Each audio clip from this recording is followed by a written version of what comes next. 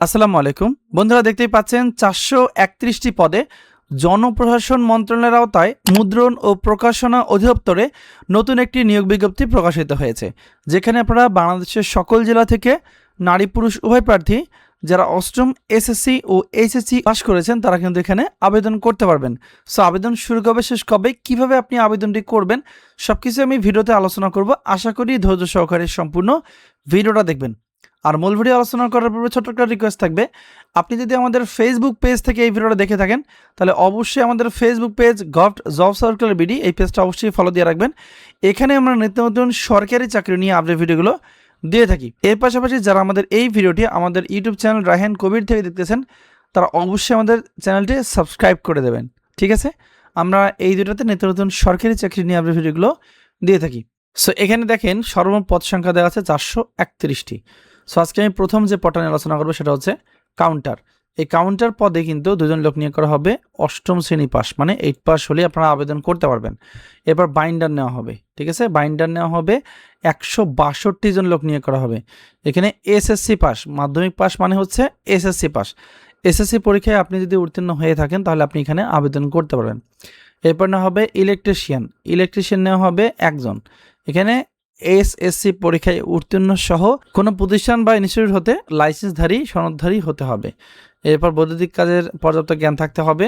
এরপর না হবে মেকানিক, এখানে একজন লোক নিয়োগ করা হবে। এখানে অনুমোদিত ভিটিআই বা টিটিসি সনদপ্রাপ্ত প্রশিক্ষণ সহ থাকতে হবে। এর পরের যে পদ সেটা হচ্ছে সহকারী চেকার, এখানে 6 জন লোক নিয়োগ করা হবে। এখানে এইচএসসি পরীক্ষায় উত্তীর্ণ, কাগজ গণনা পর্যাপ্ত জ্ঞান, খারাপ মুদ্রণ অথবা ভুল নাম্বারিংয়ে বাতিল শিট পরীক্ষণ করার ক্ষমতা থাকতে হবে। এরপর না হবে কপি হোল্ডার, এখানে 25 জন লোক নিয়োগ করা হবে। এখানে এইচএসসি পরীক্ষায় উত্তীর্ণ হতে হবে, ঠিক আছে? এবং শুদ্ধ উচ্চারণে পাণ্ডুলিপি পাঠে সক্ষম হতে হবে। এর পরের পদ দেওয়া আছে পরিচ্ছন্নতা কর্মী একজন, অষ্টম শ্রেণী পাশ হলে আবেদন করা যাবে। এবার পোর্টার নেওয়া হবে 87 জন, অষ্টম শ্রেণী পাশ হলে আবেদন করা যাবে। এরপর নিরাপত্তা প্রহরী নেওয়া হবে 3 জন, অষ্টম শ্রেণী পাস সহ শারীরিক যোগ্যতা সম্পন্ন হতে হবে। এরপর না হবে অফিস সহায়ক, দেখতে পাচ্ছেন অফিস সহায়ক, এখানে 32 জন লোক নিয়োগ করা হবে। এসএসসি পরীক্ষায় উত্তীর্ণ হলে আবেদন করা যাবে।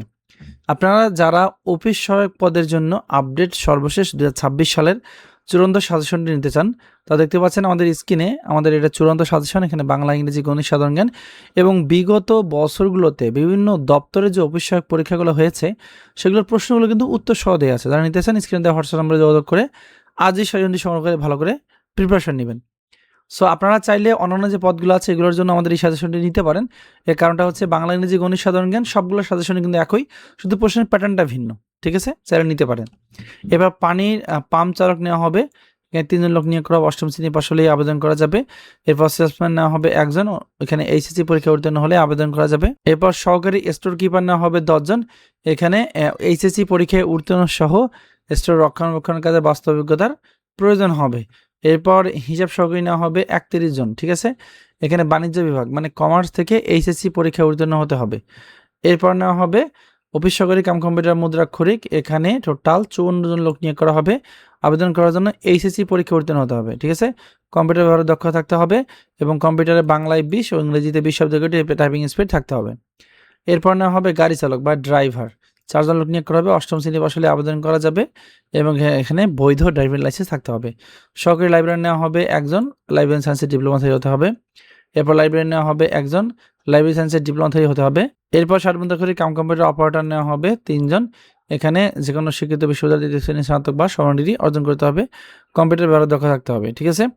এরপর সার্টিফিকেট কাম কম্পিউটার অপারেটর নেওয়া হবে 2 জন, এখানে কোনো স্বীকৃত বিশ্ববিদ্যালয় দ্বিতীয় শ্রেণী স্নাতক বা সমান ডিগ্রি অর্জন করতে হবে, কম্পিউটার ব্যবহারে দক্ষ থাকতে হবে। অন্যান্য কিছু যোগ্যতার প্রয়োজন হবে, এটা দেখলেই বুঝতে পারবেন।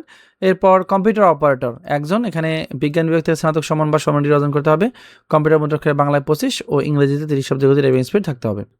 সো এই হচ্ছে টোটাল 431টা পদ। সো আমি কিন্তু এক এক করে সবগুলো পদ নিয়ে আলোচনা করেছি। যদি কারো বুঝতে সমস্যা হয়ে থাকে আমি আবেদন শুরু করবো সেটা বলে দেবো, সমস্যা নাই। বাট যদি কারো এই সার্কুলারটি বুঝতে সমস্যা হয়ে থাকে তাহলে তারা কি করবেন সেটা বলে দেই। আপনারা যারা এই ভিডিওটা আমাদের Facebook page govt job circular BD এই পেজ থেকে যারা এই ভিডিওটা দেখতেছেন তারা জাস্ট আমাদের যে কোনো একটা পোস্টের নিচে এই দেখেন কমেন্ট একটা অপশন দেওয়া আছে, এই কমেন্টে জাস্ট একটা আমি কোড বলে দিচ্ছি, আপনারা জাস্ট ওই কমেন্টে এসে লিখবেন DPP 2026। আমি আবারও বলে দিচ্ছি, আপনারা জাস্ট কমেন্টে লিখবেন DPP 2026। এটা লেখার সাথে সাথে আপনার মেসেঞ্জারের আমি ইনবক্সে এই যে সার্কুলারটি আছে এই সার্কুলার PDF ফাইলটা আপনাদের এখানে পাঠিয়ে দেবো। ঠিক আছে, যারা নিতে চান তারা দ্রুত DPP 2026 লিখে কমেন্ট করেন। অবশ্যই DPP পরে স্পেস দিবেন। মনে রাখবেন এটা কিন্তু শুধুমাত্র আমাদের ফেসবুক পেজে গিয়ে কমেন্ট করতে হবে, আমাদের ইউটিউব চ্যানেলে গিয়ে কমেন্ট করলে কিন্তু হবে না। সো অবশ্যই আমাদের ফেসবুক পেজে যে কোনো একটা ভিডিওর নিচে কমেন্ট করবেন। সো এখন আমি বলে দেবো আসলে এখানে কিভাবে আবেদনটি করতে হবে।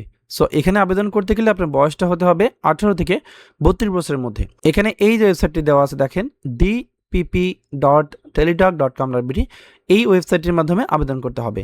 আর আবেদন গ্রহণ শুরু হবে দেখতে পাচ্ছেন 18 জুন 2026 সকাল 10টায় কিন্তু আবেদনটি শুরু হবে, যা কিনা চলবে 17 জুলাই 2026 বিকাল 5টা পর্যন্ত। সো আপনাদের কিন্তু এই সময়ের মধ্যে আবেদনটি করতে হবে। আর আবেদন করার পর আপনার পরীক্ষার ফি টাকা জমা দিতে হবে। এখানে দেওয়া আছে 13 হতে 16 নং পদের গ্রেডের জন্য 112 টাকা এবং 17 থেকে 20 নং গ্রেডের জন্য 56 টাকা। টেলিটক সার্ভিস চার্জ সহ আবেদন সাবমিট করার ঠিক 72 ঘন্টার মধ্যে, দেখেন 72 ঘন্টার মধ্যে আপনাকে জমা করতে হবে। আর জমা করার সময় শুধুমাত্র এই টাকাটি টেলিটক সিম ব্যবহার করে জমা করা যাবে। পর্যাপ্ত পরিমাণ টাকা টেলিটক সিমে রিচার্জ করার পর মেসেজ শুনে গিয়ে আপনাকে লিখতে হবে DPP স্পেস দিয়ে ইউজার আইডি। আবেদন সাবমিট করার পর যে ইউজার আইডি পাবেন সেটা দিয়ে মেসেজটি 16322-তে সেন্ড করতে হবে। সেন্ড করার পর আপনার কাছে ফ্রিতে এসএমএস আসবে, যেখানে আপনার নাম থাকবে, কত টাকা কেটে নেওয়া হবে সেটা থাকবে এবং একটি 8 সংখ্যার পিন নাম্বার থাকবে। দ্বিতীয়বার মেসেজ অপশনে গিয়ে আপনাকে লিখতে হবে, এই দেখতে পাচ্ছেন ফরম্যাট দেওয়া আছে DPP স্পেস ওই পিন নাম্বারটি দিয়ে মেসেজটি 16322-তে সেন্ড করার সাথে সাথে আপনার আবেদনটি সাবমিট হয়ে যাবে এবং আপনাকে একটি আইডি এবং পাসওয়ার্ড দেওয়া হবে। ওই আইডি পাসওয়ার্ড ব্যবহার করে ভবিষ্যতে কিন্তু আপনাকে আপনার যে পরীক্ষা এডমিট কার্ড সেটি ডাউনলোড করে নিতে হবে। তো আমরা এই নিয়োগ বিজ্ঞপ্তি নিয়ে A to Z কিন্তু আমরা আলোচনা করেছি। এর পাশাপাশি বর্তমানে সমাজসেবা অধিদপ্তরে 1485টি পদে নিয়োগ বিজ্ঞপ্তি চলমান আছে, যেখানে আপনারা বাংলাদেশের সকল জেলা থেকে নারী পুরুষ উভয় প্রার্থীরা আবেদন করতে পারবেন। সো এই সার্কুলারটিতেও আপনারা দ্রুত আবেদন করে ফেলেন, কারণ আবেদন শেষ হবে এই মাসের 23 তারিখে। আর সবচেয়ে আকর্ষণীয় পোস্ট হচ্ছে ইউনিয়ন সমাজকর্মী। এখানে 312 জন লোক নিয়োগ করা হবে। HSC পাশে আপনারা আবেদন করতে পারবেন। ঠিক আছে, সো দেরি করবেন না, সময় হাতে খুবই কম, যে কোনো সময় সার্ভার জ্যাম হয়ে যেতে পারে। আর এই সার্কুলারে আরও একটি পদ আছে, সেটা হচ্ছে অফিস সহায়ক। এখানে 478 জন লোক নিয়োগ করা হবে। SSC পাশে আপনারা আবেদন করতে পারবেন। ঠিক আছে, সো এই সংক্রান্ত বিস্তারিত ভিডিও আমি দিয়েছি। এই দেখেন লাস্ট ডেট হচ্ছে 23 তারিখ বিকাল 5টা। সো দ্রুত আবেদন করে ফেলবেন। আর এরকম নিত্য নতুন সরকারি চাকরির নিয়োগ বিজ্ঞপ্তি আপডেট পাওয়ার জন্য অবশ্যই আমাদের পেজ ঘট জব সার্কুলার বিডি এই ফেসবুক পেজটা অবশ্যই ফলো দিয়ে রাখবেন, কারণ আপনাদের মধ্যে অনেকেই আছে যারা ভিডিও দেখেন কিন্তু এটা ফলো করে রাখেন না। ফলো না করে রাখলে কিন্তু আপনার কাছে আপডেটগুলো দ্রুত পৌঁছাবে না। সো চেষ্টা করবেন অবশ্যই আমাদের পেজটাকে ফলো দেওয়ার।